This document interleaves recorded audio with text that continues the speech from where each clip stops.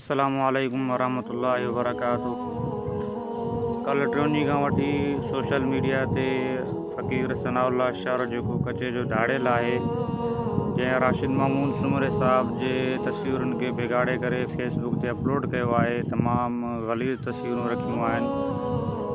अल्लामा राशिद मामून सुमरो सिर्फ़ु सिंध जो सियासी लीडर न बल्कि 8 साल आलमिया जो कोर्स मुकम्मल करे हिकु आलिम दीन आहे। हिकु आलिम दीन जूं तस्वीरूं झाड़ियल अची करे बिगाड़ियूं आहिनि। सभ खां पहिरीं मां जमीयत उलमा इस्लाम जे दोस्तनि खे ऐं सोशल मीडिया जे वर्करनि खे दरख़्वास्त कयां थो त इन जो असुलु हिकिड़ो ही बि नतीजो आहे जो सोशल मीडिया जा कुझु दोस्त जेके नादानी में लाइल्मी में फ़क़ीर सनाउल्लाह शर जे तस्वीरुनि खे बिगाड़ियो हो, जो नतीजो इहो निकिरंदो जो फ़क़ीर सनाउल्लाह शर तव्हां असांजा तस्वीरूं त न बिगाड़ींदो जे मुक़ाबले में उहो असांजे लीडरनि जूं तस्वीरूं ख़राबु कंदो, राशिद मामून सुमरे साहिब जूं कंदो। सो लिहाज़ा इन शइ खां गुरेज़ कयो। जमीयत उलमा इस्लाम सिर्फ़ु सियासी पार्टी न आहे बल्कि हिकु मज़हबी वॾी पार्टी आहे।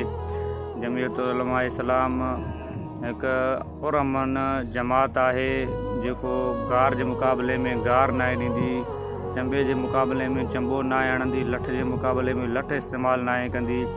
असांजी जमात पुरअमन जमात आहे। क़ाइदे सिंध अल्लामा राशिद मामून सुमरे साहिब जो ही कौल आहे, जेकॾहिं केरु तव्हांखे चंबो हणे त उनखे ॿियो गिटो बि ॿियो मुंहं जो पासो बि खणी करे ॾियो त असांखे हिते बि तूं चंबो हण।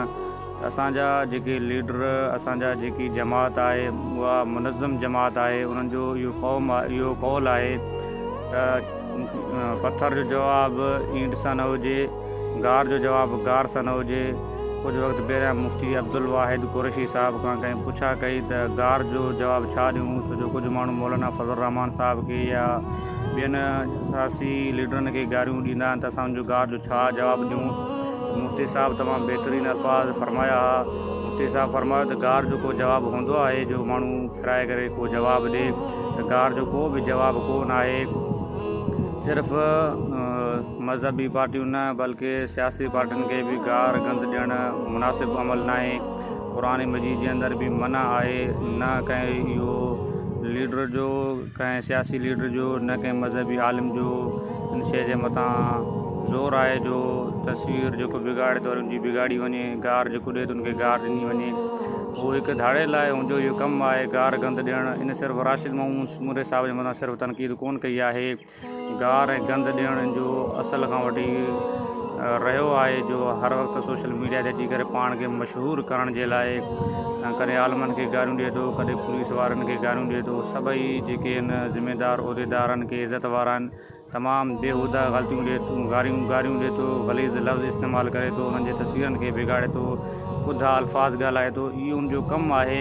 उनजे चवण सां कंहिंजी मंज़िल कमज़ोर कोन थींदी, कंहिंजी मंज़िल ख़तमु कोन थी वेंदी। हर को पंहिंजी मंज़िल खे जारी रखे। इहे राशिद मामून सुमरे खे सिर्फ़ु इहो वाहिद इंसानु गारियूं नथो ॾिए बल्कि अहिड़ा कई माण्हू आहिनि जेके राशिद मामून सुमरे साहिब खे या ॿियनि लीडरनि खे गारियूं ॾियनि था। सियासी पार्टियुनि में को बि सियासी पार्टी जो लीडर कॾहिं बि पंहिंजे कारकुननि खे इहो मैसेज न आहे ॾिनो जो तव्हां गार जो जवाबु गार सां ॾियो, चाहे कहिड़ी बि पार्टी हुजे। असां पाकिस्तान में रहूं था, हीउ इस्लामी मुल्क आहे, जमीयत उलमा इस्लाम मज़हबी जमात आहे। तमामु सोशल मीडिया जे दोस्तनि खे दरख़्वास्त जेके बि इस्तेमालु करनि था त सनाउल्लाह शर खे न जवाबु ॾियनि, न उनजी तस्वीरनि खे बिगाड़नि। मां अॻु में बि अर्ज़ु कयो आहे, जेकॾहिं तव्हां असां जूं तस्वीरूं बिगाड़ींदासीं त उनजे मुक़ाबले में असांजूं तस्वीरूं न बिगाड़ींदो बल्कि असांजे क़ाइदीन जूं तस्वीरूं बिगाड़ींदो। अॼु जेकॾहिं मां उनजी तस्वीर बिगाड़ियां थो त सुभाणे हू राशिद मामून सुमरे साहिब जी बिगाड़ींदो, मौलाना साहिब जी बिगाड़ींदो। सियासी लीडरनि जे हवाले सां बि इहो हूंदो आहे, जेकॾहिं मां PTI जे लीडर इमरान ख़ान जी तस्वीर बिगाड़ींदुसि त सुभाणे उनजा वर्कर मुंहिंजे मुक़ाबले में मुंहिंजे क़ाइद मौलाना फज़ल रहमान जी तस्वीरूं बिगाड़ींदा।